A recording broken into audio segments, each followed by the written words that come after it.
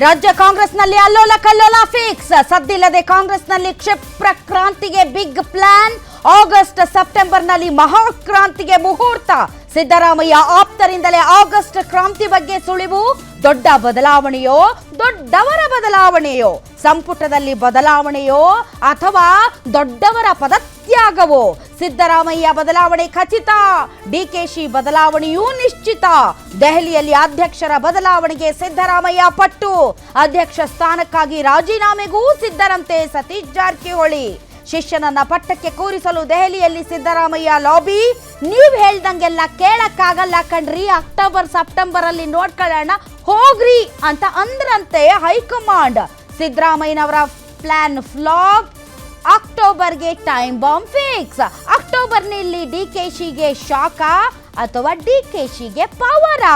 ಸಿದ್ದು ಶಿಷ್ಯ ಕೆಪಿಸಿಸಿ ಅಧ್ಯಕ್ಷ ಫಿಕ್ಸಾ ಅಥವಾ ಬೇರೆ ಯಾರನ್ನಾದ್ರೂ ತರ್ತಾರ?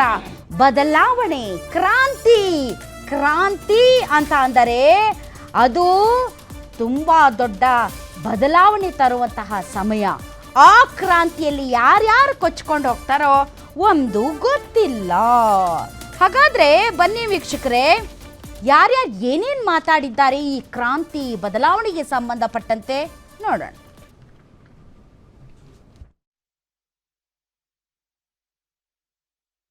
ಆಗಸ್ಟ್ ಕ್ರಾಂತಿ ಅಂತ ಕೇಳಿಲ್ವಾ, ಮೇ ಕ್ರಾಂತಿ ಕೇಳಿಲ್ವಾ? ಅಂದ್ರೆ ಇದು ಒಂದು ಕ್ರಾಂತಿ. ಯಾವ ಕ್ರಾಂತಿ ಅಂತ ಸರ್ ಅದು? ಯಾವ ಕ್ರಾಂತಿ ಅಂತ ಅದೆಲ್ಲ ಮೊದಲೇ ಹೇಳಿದ್ರೆ ನಿಮಗೆ ಆಸಕ್ತಿ ಹೋಗ್ಬಿಡ್ತದೆ. ಅದಕ್ಕೋಸ್ಕರ ನಿಧಾನವಾಗಿ ಮಾಡೋಣ. ಇಲ್ಲ ಪಕ್ಷನ ಅಥವಾ ಸರ್ಕಾರ ಮಟ್ಟದಲ್ಲಿ ಕ್ರಾಂತಿನ ಅಂತ ಸರ್? ಅದು ಯಾವ ರೀತಿ ಬೇಕಾದ್ರೂ ಊಹೆ ಮಾಡ್ಕೋಬಹುದು. ರಾಜಕಾರಣ ಯಾವತ್ತೂ ಕೂಡ ನಿಂತ ನೀರಲ್ಲ, ಅದು ಹರಿತಕ್ಕಂಥ ನೀರು.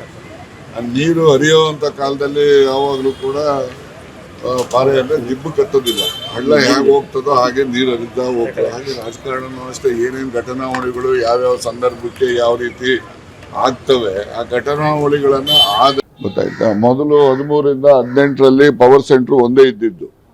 ಈಗ ಪವರ್ ಸೆಂಟರ್ಸ್ಗಳು ಜಾಸ್ತಿ ಇದ್ದಾವೆ, 1, 2, 3 ಎಷ್ಟು ಬೇಕಾದ್ರೂ ಹೇಳ್ಕೋಬೋದು.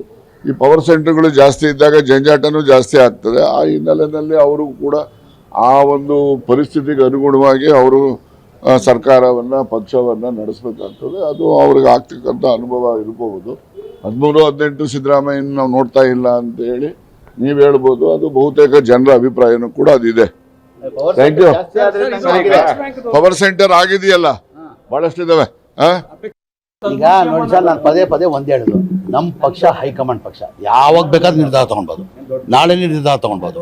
ನಮ್ಮ ಪಕ್ಷ ಹೈಕಮಾಂಡ್ ಪಕ್ಷ ಏನು ನಿರ್ಧಾರ ತಗೊಳ್ತಾರೆ ಅದಕ್ಕೆಲ್ಲ ನಾವು ಬದ್ಧ ಇರಬೇಕಾಗ್ತದೆ. ನಾನಿಲ್ಲಿ, ರಾಜಣ್ಣ ಇಲ್ಲಿ, ಮತ್ತೊಬ್ಬ ಇಲ್ಲಿ, ನಮ್ಮ ಪಕ್ಷ ಹೈಕಮಾಂಡ್ ಪಕ್ಷ.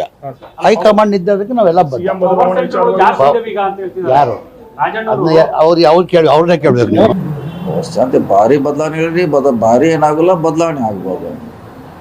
ಭಾರಿ ಏನಾಗಲ್ಲ, ಬದಲಾವಣೆ ಆಗ್ಬೋದು.